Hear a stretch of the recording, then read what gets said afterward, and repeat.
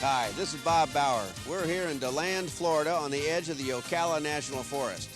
The event we're going to go through is the 1995 Rancho Suspension Safari Triathlon. This is an event that pits man and machine against timing, against luck. They'll do rallies where it's time, speed, and distance. They have to hit a certain point at a certain time. They'll do some of the most difficult blind night navigation that you could imagine. They'll do trap shooting and canoeing, all for points, all to see which team of two guys can come out with their 4x4 in #1 position.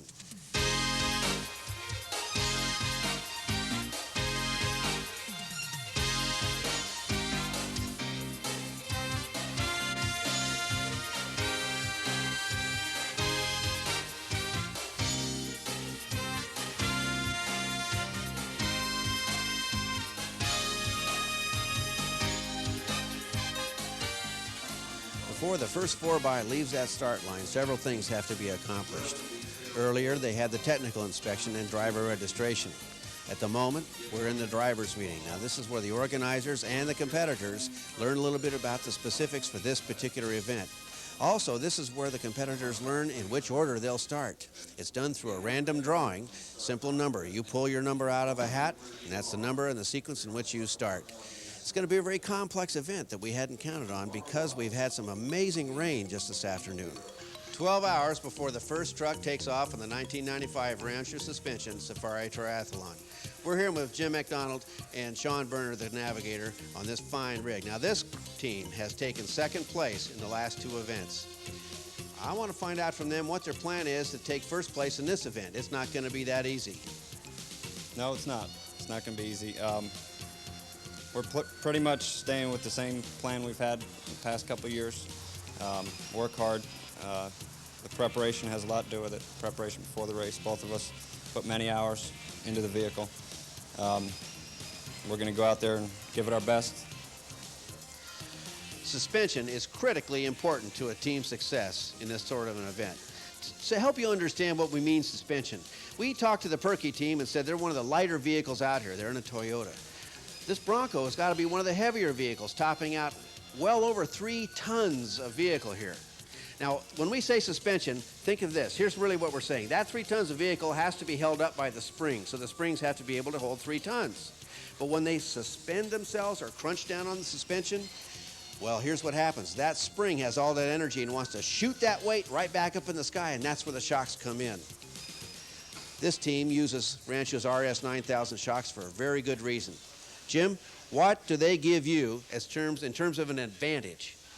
Well, the RS 9000s, you can tune them for any terrain, anything you're running. Whether you're rock crawling, you can soften them up so you get easier wheel travel. You're doing high speed jumping and whatnot, you can crank them real hard, and it dampers down your landings and doesn't let you bottom out and slows everything down. They help keep your wheels on the ground and get your power to the ground is what you want.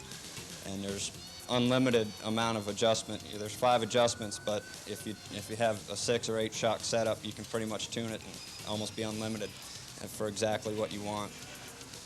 You know, the way those things work is not an air shock like a lot of people think.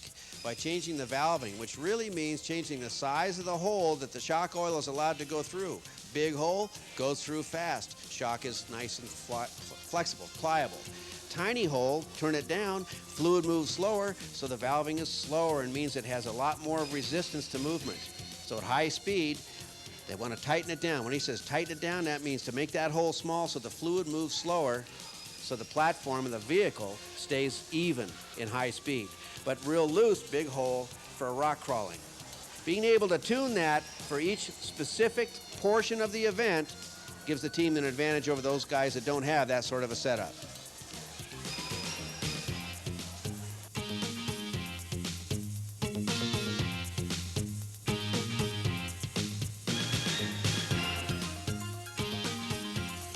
First car off is Jim Noel Kemper and Andy Burton are taking off right now. Now, there'll be a car start every 2 minutes, and they got to be excited. They just got to be excited because they got that great starting position. Now, look down this line of trucks. Inside each of those trucks is one real nervous pair of boys. They've been looking forward to this event for all year long, and a lot of them, some of them had to work on their trucks all night long to get them prepared because they found things in testing yesterday that said, we got troubles. Now, way down there is Jim MacDonald and Sean Berner. Now, they're the ones that have taken second in this event 3 times in a row, and they're shooting for first. Now, they had the bad luck to draw the second to last starting position, number 18. When the Noel Kemper and Burt entry, who's won the event, drew the first start position. Now we're at the first major water crossing, and it looks like the second car off the line is actually the one that's going to hit it first. And right behind him is the Ranger, Noel Kemper and Burt. Now we've been told about this mud hole here, this big water crossing, is if they hang tight on the inside, it gets real deep. If they go out to the power line, oh, it's deep too. It's a little bit better. He's pushing a big wave ahead of him.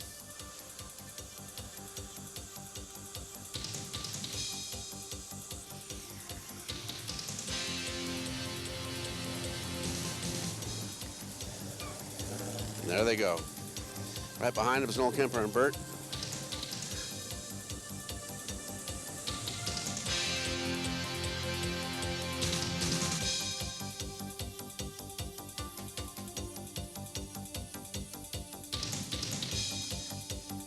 At the approach.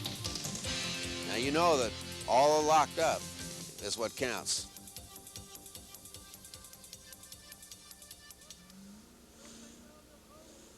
He's powering through, and he's powering through, locking up. Listen to the RPM there. That V8 is just pulling and snotting.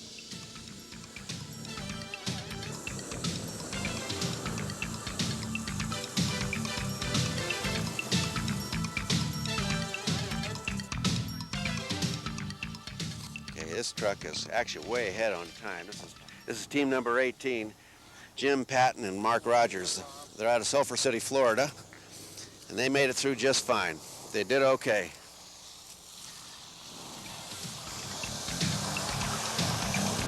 Just approaching the hole now is the team of Jim MacDonald, and I tell you, he's had second place in every event. He's right on the limit for tires. He's got 35s, which might be just a little short. Now look at it, he's gone off the side of the hole here, probably looking to get a little bite on the edge.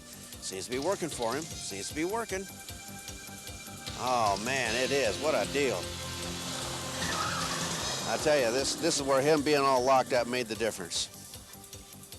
Second team, this is a young man out of Texas. This is his second event. See how he does. He may make it through. He's got it made. He's got it made. But look at that. His canoe's coming loose. This could cause a real problem for him.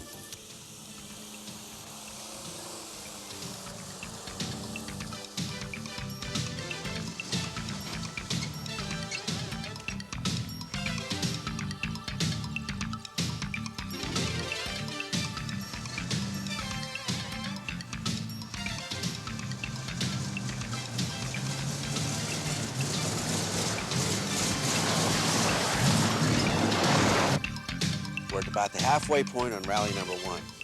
As things are looking pretty good at this point. We've had more than half of the trucks get through here. Only one got stuck. Seems to be that point of 35-inch tires is really where it needs to be. 35s are under, you're in trouble. 35s and up, you get through.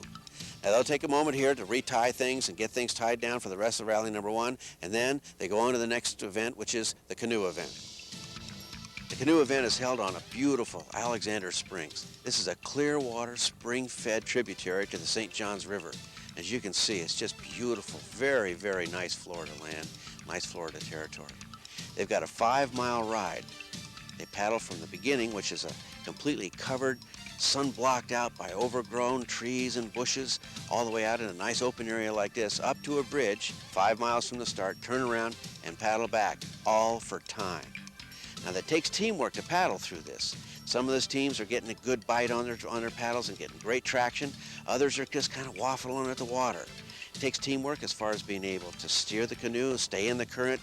They have to read the water for this event just very much the same as they have to read the desert for the events in California.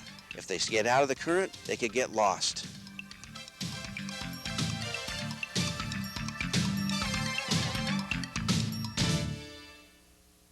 The number 3 team, Dr. Tom Toy and his son Tom, were way late coming through the first big mud obstacle. Kind of curious to find out exactly what happened because they're about to put in for the canoe event already. So let's talk. Dr. Tom, where were you? Where'd you go? What happened? Well, we had to stop and repair the transfer case. We pulled it out and repaired it, or actually my son repaired it. You have to give him credit for it. We broke a retainer spring in it, and we just started out. We had no four-wheel drive, and we're afraid we'd ruin the rest of it. So it got you right from the get-go? Yeah.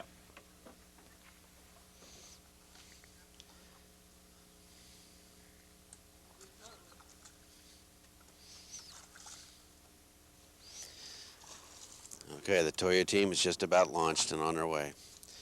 Push off the sand, start steering into it. They're gone.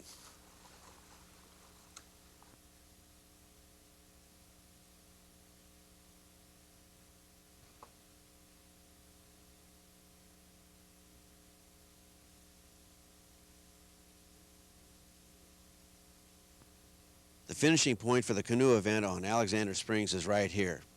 We anticipate one of 2 teams is going to come around that bend first. It'll either be the Helton and Shackelford team, who was in front when we saw them earlier, or the Noel Kemper and Burt team, who said as they passed us, we're going to catch those guys ahead and pass them.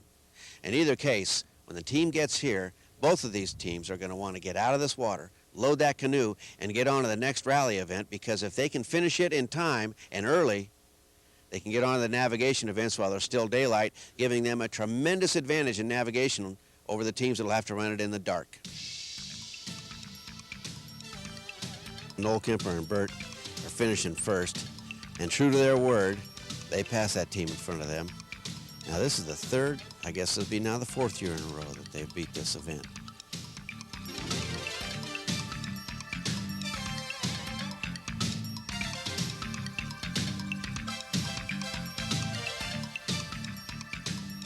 This is the start of the 2nd rally. And again, this rally is one of those programs where they have a distance and a time that's perfect to make it in. If they make it in the perfect time, they get 100 points. For every minute they're late or early, they lose points. And that's how this rally is run. Where'd he go? Here. Go. It's all you. There you go. Thank you.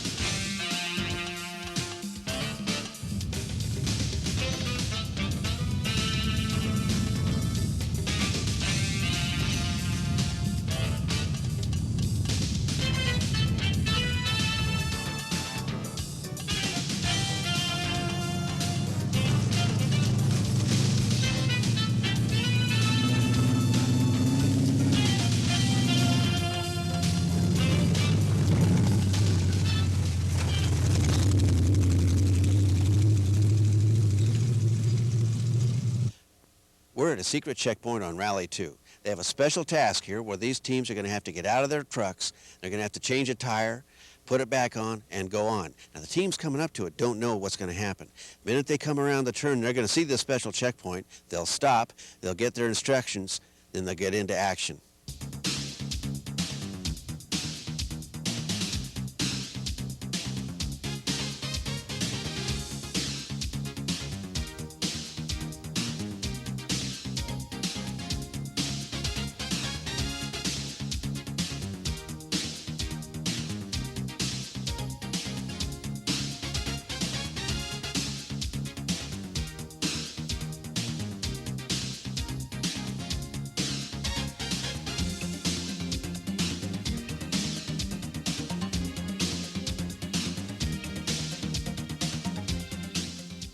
Even though it didn't look quite as fast, but I tell you, Gunner Bird and Griff Shirley may have themselves a pretty good time. They're just about to get that tire all the way on. But like we said, it's got to go on right. They can't cross-thread a stud. They can't get it on just partially, right? Because they got to drive on that thing now for a bunch of miles, and it could work itself loose. Shear studs and fall completely off. Put them out. You start breaking metal like that. Notice how smooth they were. They did that in 2 minutes and 33 seconds. So far, that's a fast time.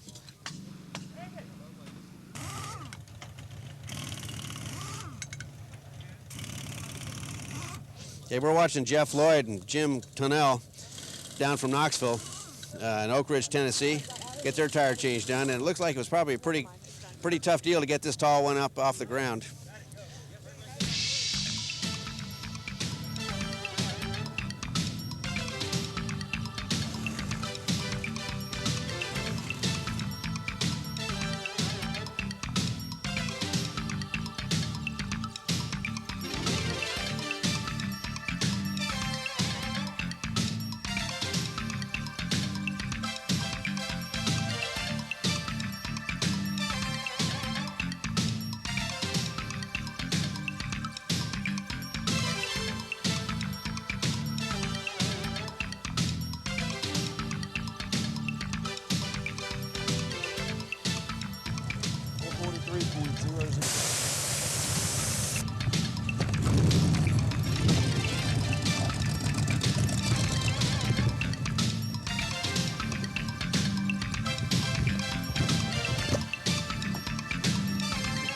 This is the start point for 3 laps. Now each truck gets 3 laps continuously on this course, and all 3 laps are timed.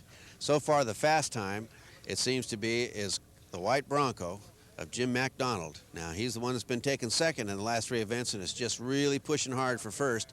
He set the fast time with a 3:06 for 3 laps.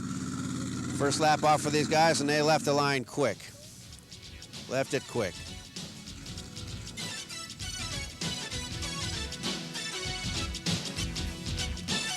There we see the right side of that thing coming up. It's a hard left sweeper. Now remember, these CJs can get just a little bit tippy because they're such a short wheelbase. Let's see how it goes. Ah, that's tippy. Knocked it down, just dumped it on the door. They're going to be fine. As they say in racing, this happens.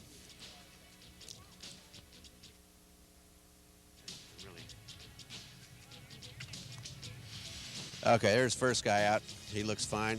Second guy out, he looks fine. This often looks a lot worse than it really is. These trucks are tough trucks. They're built to the highest safety standards because just this sort of a thing can happen. Okay, that big horsepower F-150 is just taking off now, 460 cubic inches. You can really hear him get on it now.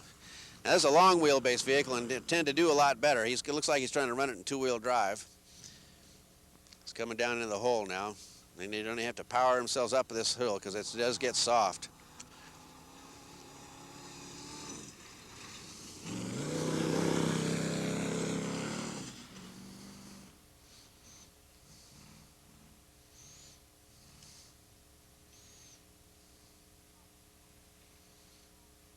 Into that sweeper, back on the pipe. Listen to that horsepower.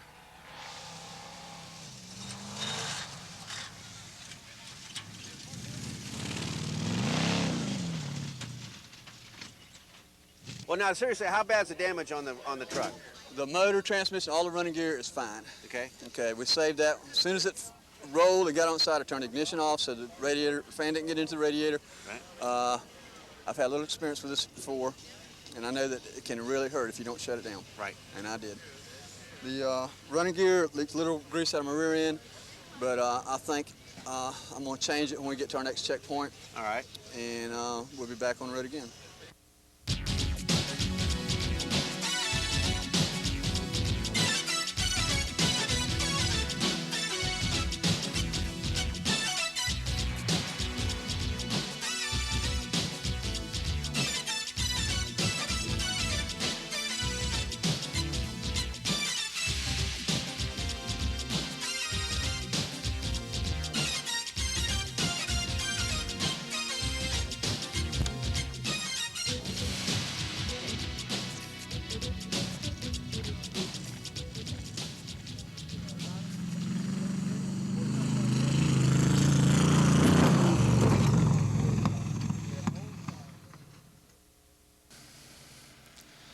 Now we're having teams approach a certain point where the navigational rally starts. And when we say navigational rally, what we're really talking about is at a certain point they got to come to a stop. They're going to open their next instruction, and there's a certain coordinate, there's a certain radial they got to follow, a certain amount of degrees on a compass, and they've got to go to it. Now, what they should be doing here is taking out their maps, looking at where they're being sent, and figuring out how they got to get there. Looks like they're having a little bit of a meeting with each other, discussing it. Not all the teams have the same navigation equipment. Some have global positioning systems, which is an electronic device that reads a series of satellites and can tell you exactly where you are within 50 feet. Other teams have a device called a TerraTrip, which is really a measurement of time, distance, and speed. Now, I just happen to know from a discussion at our last stop that this team on the far right in the Toyota had this equipment, but it's malfunctioned on them. They had an electrical problem and it doesn't work. So now all they really have is dead reckoning, their map, and luck. It's right now, it's about 6:30 at night. The sun's just going down, the rain's starting to pick up again, and they know that they've got until midnight to do these 3 navigational stages. I'd say these men have their work cut out for them.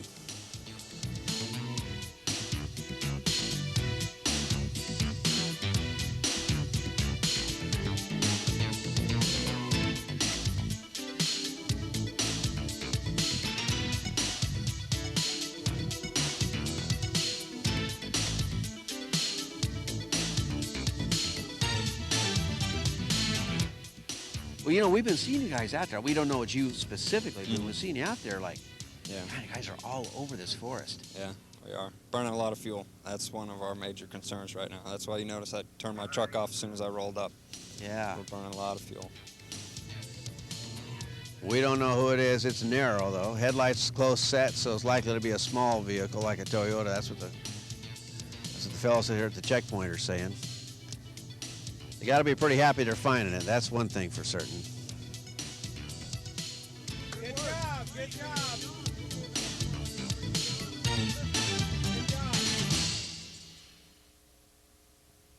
It's the morning of day 2 of the Rancho Suspension Safari Triathlon. What a wake-up call for these fellas. These teams have been sleeping on the wet ground all night long. Now they got to get in their canoes and do a canoe sprint. 3 at a time, they're going to hit the water, paddle out to a buoy, turn around and come back, all for quick time and extra points.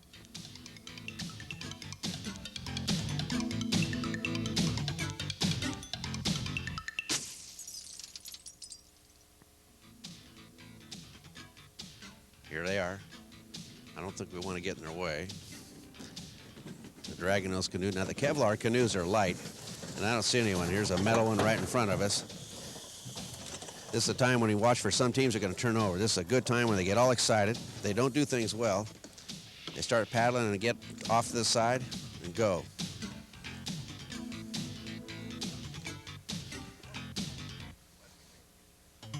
Looks like team number 15 just jumped out to an early lead. Pay particular attention to how they paddle. Now, some of these guys are real well coordinated and obviously been working as a team paddling for a long time, and some are not. One team out there, I tell you what, look at the far right, the red canoe. Do you see what he's paddling with? He's paddling with the handle of his paddle, and the paddle's back here at the start line. He broke it while he got in. That's definitely going to hurt their power.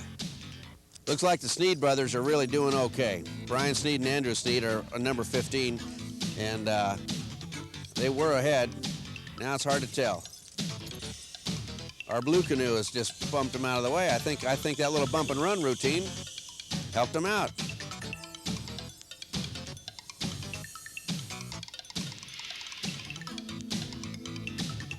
Look at that, power to the end. Who'd have thought the aluminum canoe would have been up here so quick?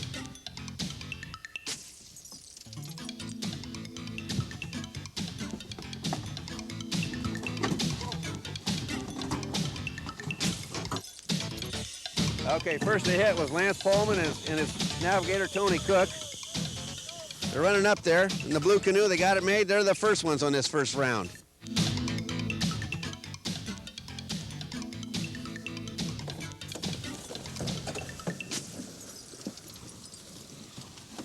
Looks like Shane Cook and the boys had a strategy of jumping in the canoe like a surfboard. We had one dump over.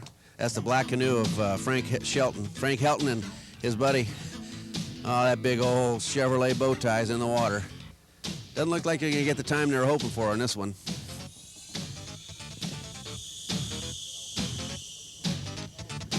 Fighting for the lead out there looks to be the blue canoe of John Bird and the green canoe of Matthew Wyndham. Now, those are the guys that had that surfing technique going out there.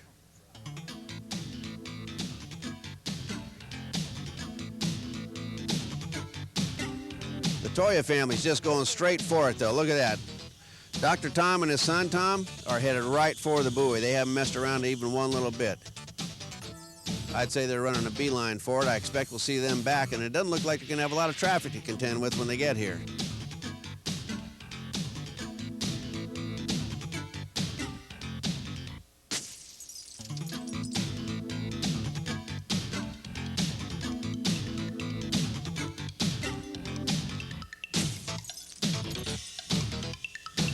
The red canoe coming at us right now is Dr. Tom Toya and his son, Tom. They made a beeline for that buoy and came right back. It was a good, clean start for them. No messing around. They just got right to it. Nothing tricky. Good basic practice and good basic work will do it for them. Looks like the team that turned turtle on us is going to come in second here. That's Frank Helton. I tell you, that's a great recovery for these guys to come back second after dumping that thing in the water like they did. They're working hard. They're definitely working hard. Look at the concentration, rhythm, pull, pull, pull, and pop out, grab the canoe, and run up there with it. Doesn't take but a second. Teamwork will get you there quicker than anything else.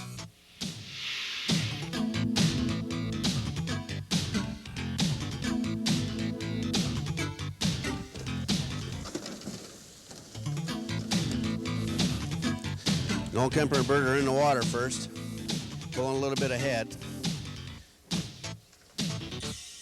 Number 14 of Kevin Piles, the red canoe, looks to be right behind him in second.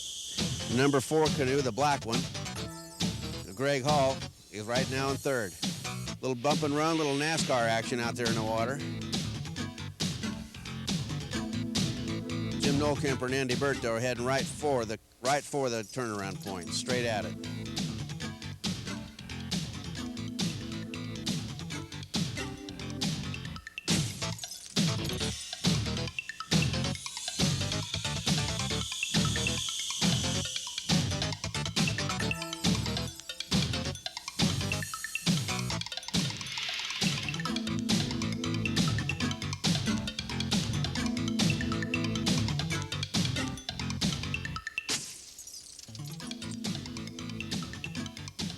The canoe sprint in the morning has just finished. I'm sure that some teams really improved their position in the scoring because this was an extra points event. But what we're also pretty sure about is that the number 1 and number 2 positions haven't changed from the finish last night. Last night, based on what we could see, it looked like there was 2 teams that were clearly in front of the rest. Jim McDonald, who was number 2 last year and the year before and fighting hard for number 1, and Jim Noel Kemper, who was number 1 for the last 3 years and fighting hard to hold it. Those 2 teams did very, very well in this canoe competition. In fact, they both won their heats clear and going away. So we don't expect much has changed for the beginning of day 2, but we're on to the trap shooting now. And after that hard pull with their arms and a hard pull with their running, you know what? The speed, the accuracy, and the skill required to shoot straight and steady may not be there for one of those 2 teams.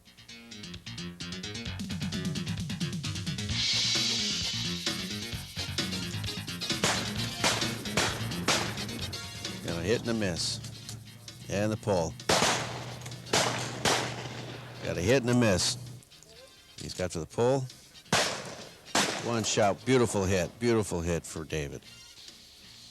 Now we have the team of Dr. Tom Toya and his son Tom. They're shooting Brownings here. Dr. Tom shooting an over and under Browning. Nice gun. They both got him. They're ready for the first bird. Ready? Asking for the pull. Pull goes up. Birds are in the air. 3 shots. No hits. Tom Jr.'s ready to go. 2 shots, 2 hits. Okay, we got the number 2 team here, Frank Helton and Kim Shackelford. This is the big gray Suburban. That 5 tons of Chevrolet Suburban is going to shoot some birds here. Now we're going to see Frank here is on the right. He's the one that's going to call for the pull when the shooters are ready. They had themselves a pretty good canoe run, although it was a lousy start. Let's see how they go here. Trappers are ready. When Frank's ready, he'll call for the pull. There's the pull. Frank nailed his bird. Kim didn't. 2 shots, hit and a miss. Shooters are ready. Trappers are ready.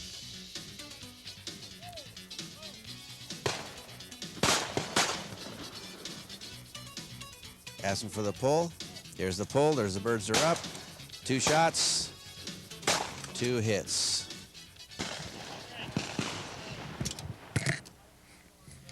Okay, next up we have the team that is one of the front runners here, Jim Nolkemper and Andy Burt.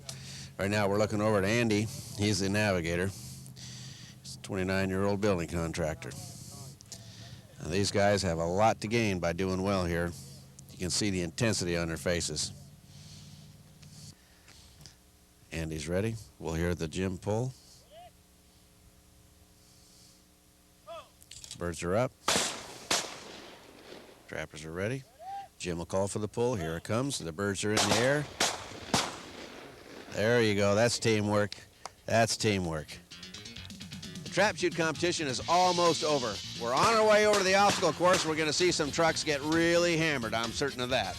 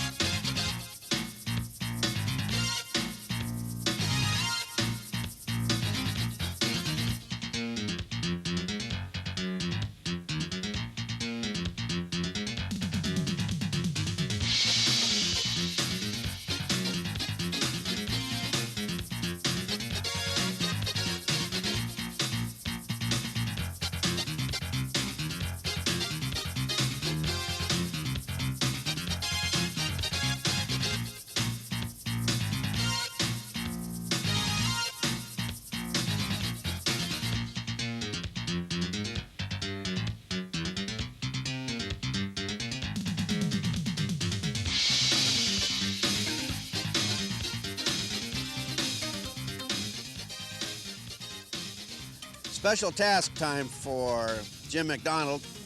I'll tell you, Jim McDonald team is looking to be first or second in this event so far. Depending on how well he does this special task, which is it's the Ramsey winch pull. They have to pull straight up from where they are, and then they have to turn the vehicle 90 degrees to the left and pull in that direction. It's all done for time and extra points. It's a mandatory, so they got to do it right. This is a very competitive, intense team. It doesn't look like he's working hard at it, but I'll tell you what, his mind is going like 60 at this very moment. Okay, you see him, Jim McDonald now is up at the turn on the winching event. Ramsey's done some really good work for these competitors here. Navigator Sean Berner is actually rushing to get this thing unhooked. He's pulling out the winch line, and he's going to take it and he's going to run it over to the other anchor point, which is that teal-colored Jeep. As soon as they get it hooked up, they're going to start to pull the front end of this Bronco around and just actually yank it in that direction. Got to get the winch into freewheel so we can pull out enough line to get over to the new anchor point. Back over to the father's side. It seems to be a problem.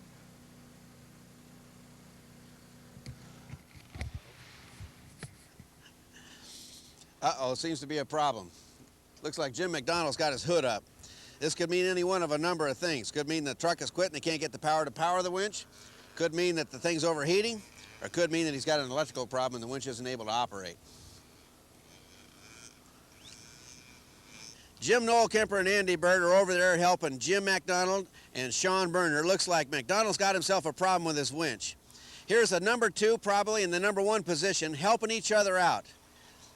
I see jumper cables out there. Looks like they're going to transfer some electrics over to the Bronco from Nolkemper and Burt.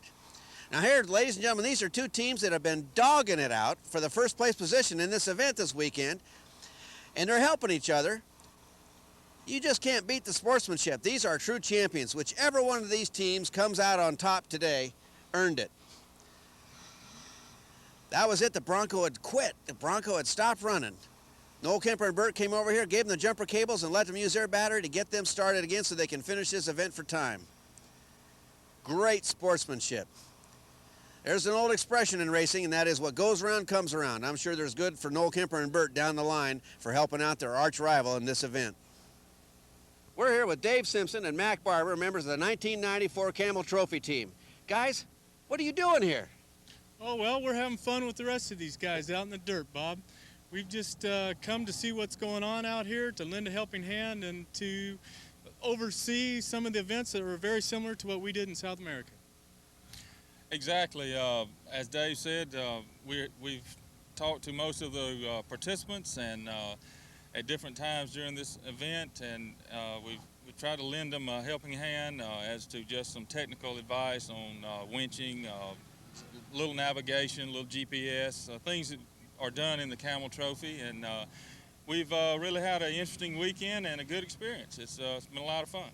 Thank you guys for coming. Thank you, Bob. You know, I'll tell you, it'd be great to see somebody from the 1996 or 7 Camel Trophy team come out of the Safari Triathlon.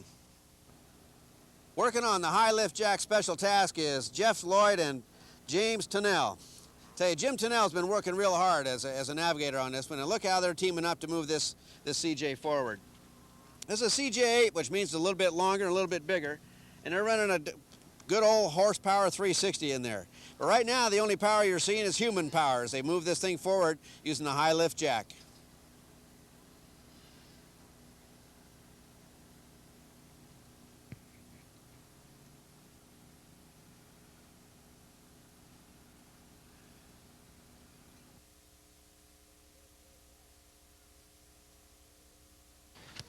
Well, John Bird and Dave Young, I hear you in there. You guys had a fast time on that jack event. Yeah. On the high lift jack event. How fast was it? A little over 3. It was a little over 3, yeah, there you go.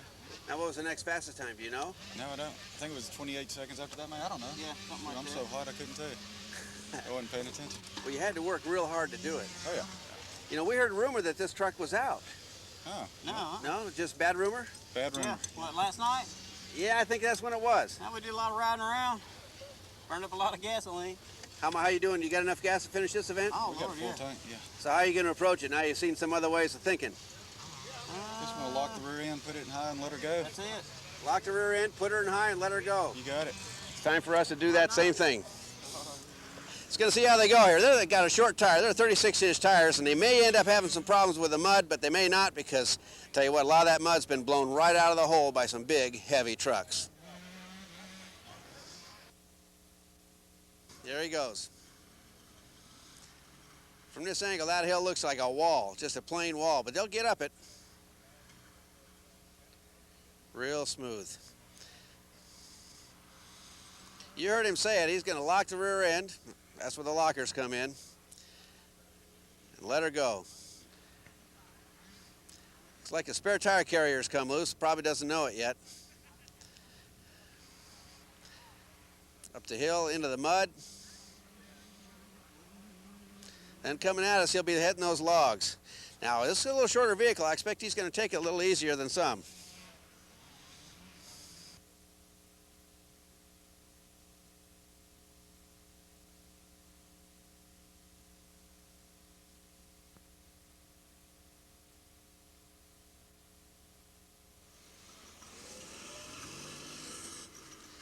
Good first lap, good first lap. Now he's headed for the locked right by Power Tracks Hill and see what it looks like a wall from here. Spare tires flopping, doors are flopping, but that driver, John Bird, is not going to slow down for anything. Good, smooth, clean run so far. No backing and filling. Say we may be looking at a pretty good time here.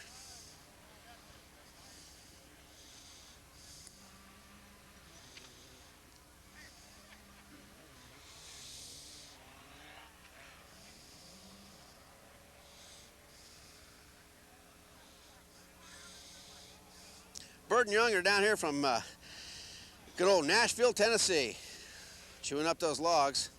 Coming down the hole for the second lap in the mud. Let's see how this goes for them.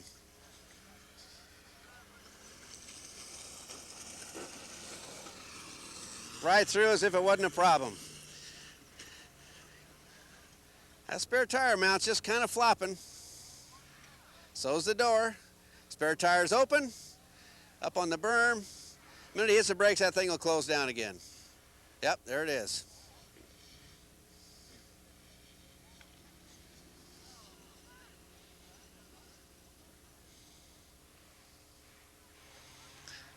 You want to pay particular attention to how David Young's hanging on here. That's the only handhold he's got in there, and I'll tell you what, he's not going to let loose of it until this thing's over. I can promise you that.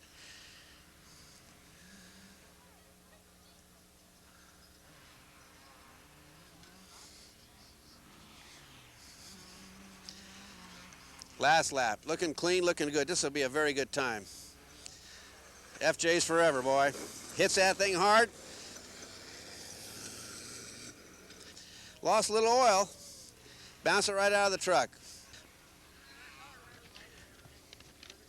Yes, it's first round. Yeah, we trashed it yesterday. Oh, you did? Yeah. Broke my mount. That's fun. That was fun. Whew. That's a lot of fun. Now, are you locked up in back and front or just back? I just run my ARBs on the back, and I'm just regular four-wheel drive in the front with 488 gears. That's a good, smooth run. They give you a time? I think we got third, didn't we? Win third? Good. Right. I knew you were going to make it. FJs are tough trucks. Tough truck. Your spare was flapping, your door was flapping, but you didn't look like you got too flapped about it. I crashed my fender up a couple of times, but it'll be all right. Body work, some more stripes, and we'll be all right. Good job, John. Thank you.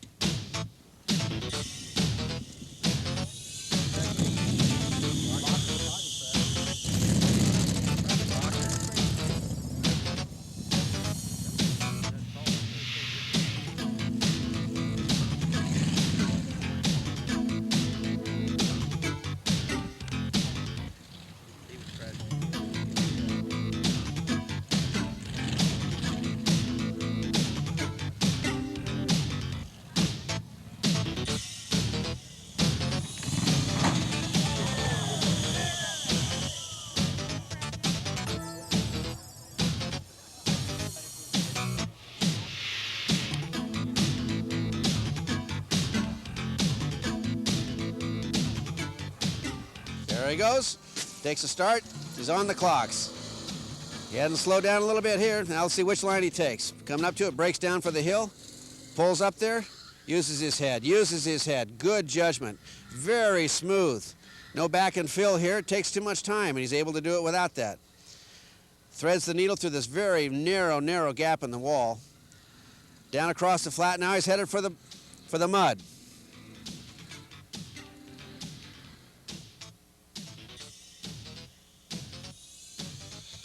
Got a transmission problem. He was freewheeling there for a second. He pulled on through.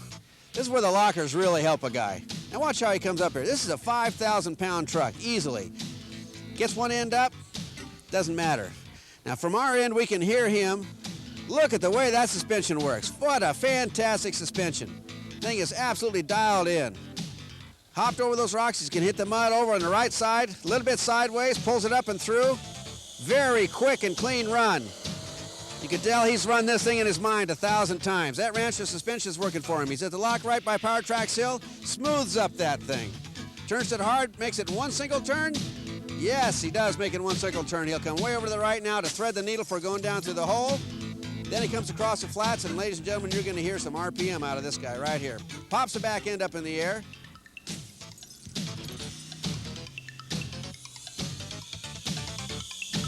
Gets air going in there, noses it into the mud. Here's where the lockers are going to help him again. This truck is really well dialed. He's worked very hard at this. Now watch how these tires just float over the logs. He won't lift a bit. He just go at them. That's where a suspension system really makes a difference. The shocks, he runs RS 9000s, and he runs them on the high side for an event like this. His Rancho suspension is keeping him quick. His right lockers by Power Tracks are keeping him up this hill real smooth. Look at the way he approaches this thing. So smooth. Carries the momentum. Gets it airborne.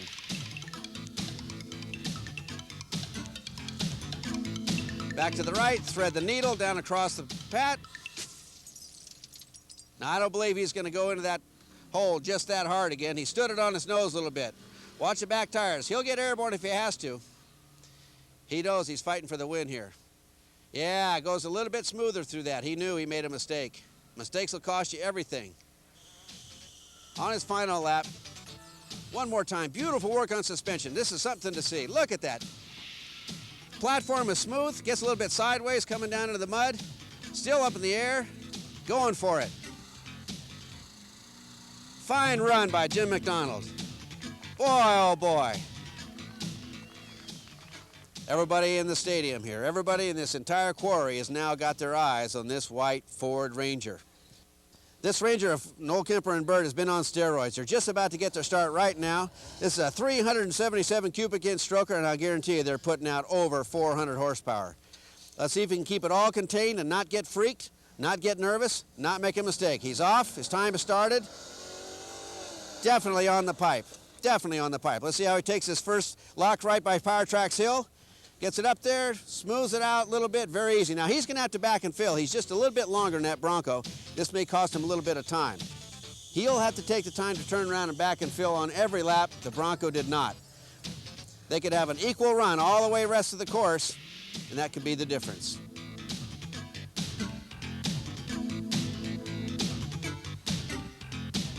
Coming up to the mud hole, uses his head, keeps it on the ground, gets through the mud like it wasn't there.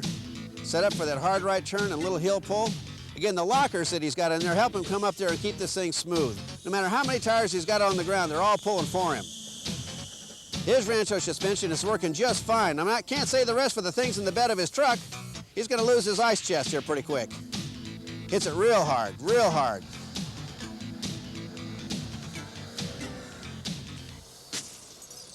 Going to take the far left line on it this time. Slow it down just a little bit. One more back and fill. The orange water jug is going to take it, I think, pretty soon here. This won't last all 3 laps. He tried to pull the turn there, he just couldn't quite make it. Now the rear track bars in this truck, he's talking about us to us this morning, where he was afraid they were having little weak spots by some gussets. He may end up breaking. We don't want it to see it happen. We'd love to have one of these 2 trucks win with a good, clean run.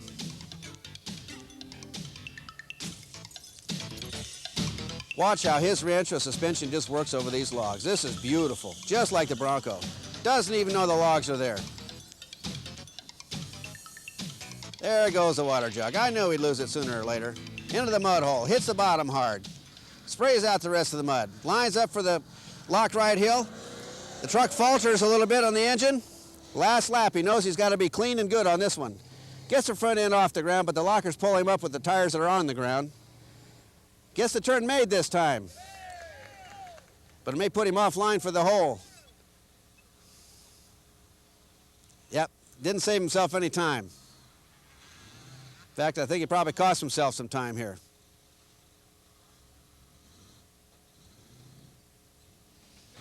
Out across the flat.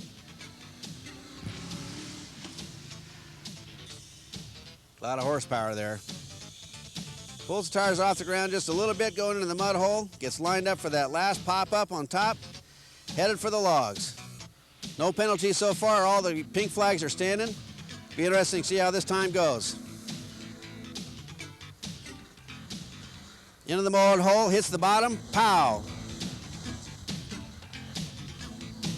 And finishes.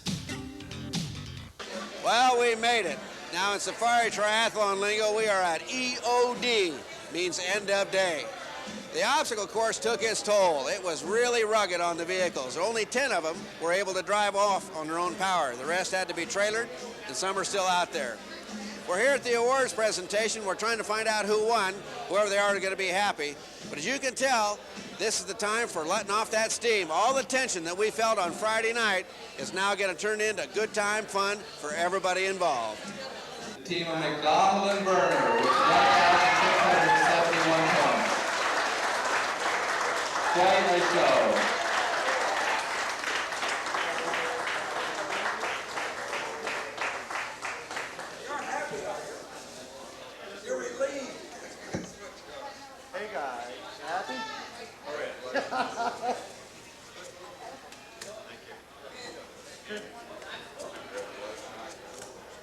Jim, I hate to put you on the spot, but would you like to say anything at all about your trials and travails here? You've been here so many years.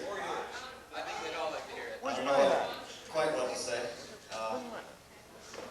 Great bunch of guys out there. I had no idea. I figured we'd be in the top 3 or 4 anyhow. And you guys are good. You guys are good. Everybody ran. Good race. I had no idea. I'm happy though. 4th year. I hope I deserve it.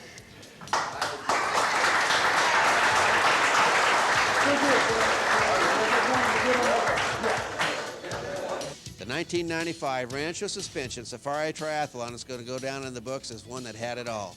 We had bad weather, we had broken trucks, we had fast racing, we had good luck and bad. I hope you enjoyed this as much as we did. I hope to see you again next time. This is Bob Bauer saying so long.